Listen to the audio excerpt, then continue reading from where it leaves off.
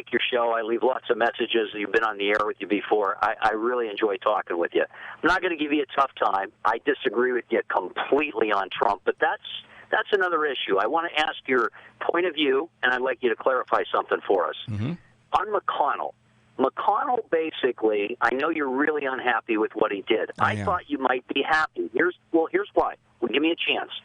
So, and correct me where I'm wrong.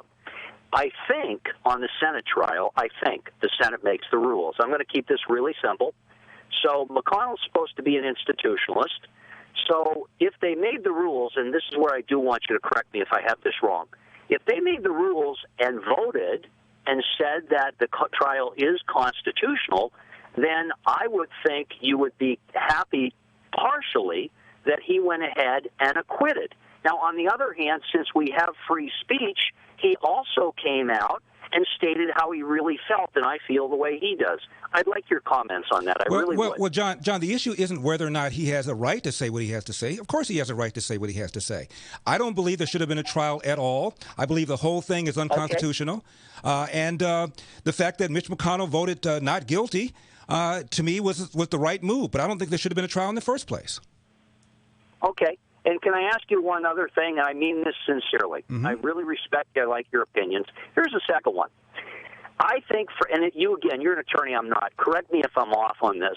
So Trump's lawyers go ahead, and I think I've got a legitimate point here. Trump's lawyers go ahead and try to make good arguments about constitutionality.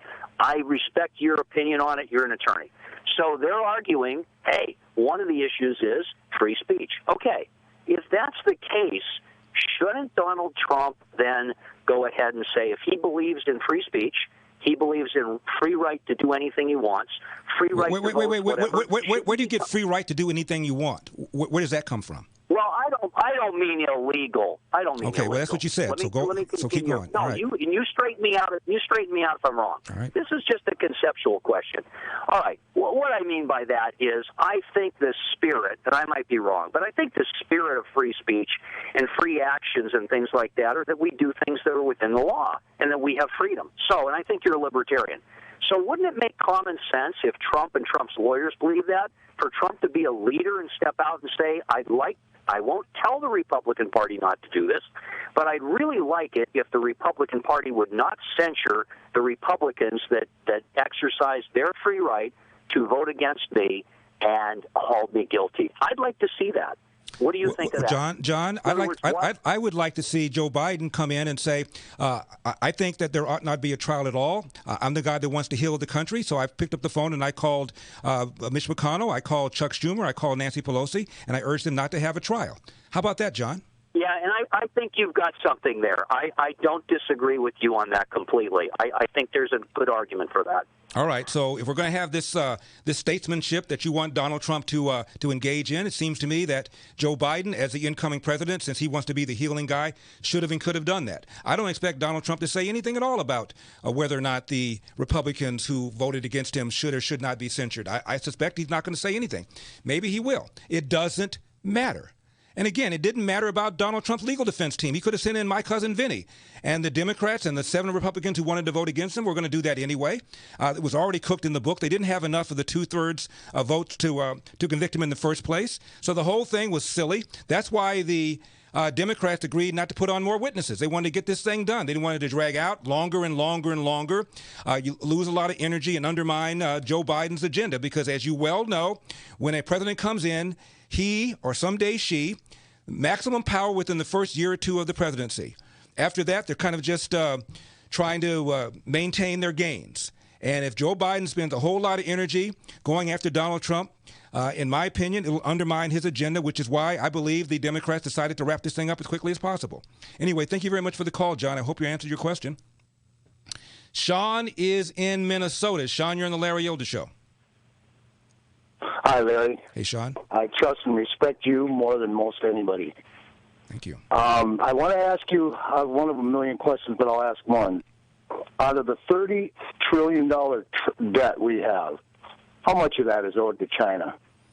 Yeah, I think you know where I'm going with this. Last I looked, they're the second. They're the second biggest debtor. Japan owns the most of our paper, followed by China. China's got about maybe $1 trillion in debt, and Japan maybe twice that, something like that.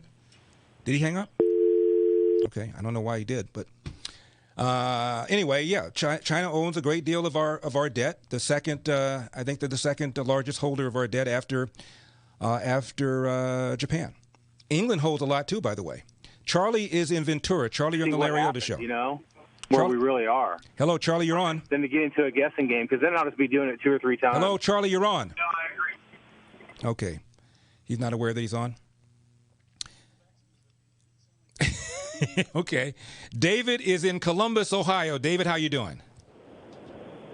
Great. How are you doing, Larry? I'm doing well.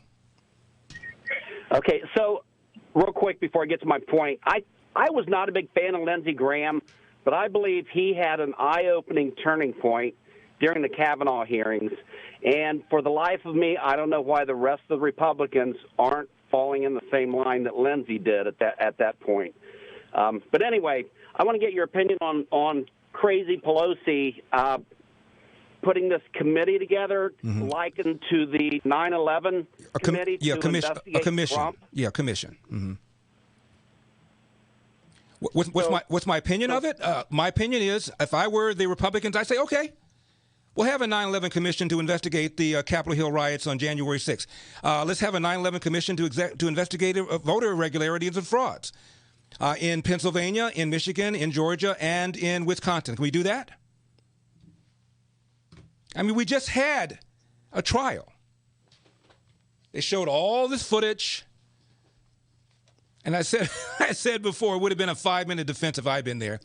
I want to stipulate that what happened on January 6th was a riot. Let's stipulate that bad things happened. Let's stipulate that all these people involved should be prosecuted to the fullest extent of the law. Let's stipulate that. What I will not stipulate is that Donald Trump, by his speech, caused a, quote, insurrection, end of quote. I will not stipulate to that.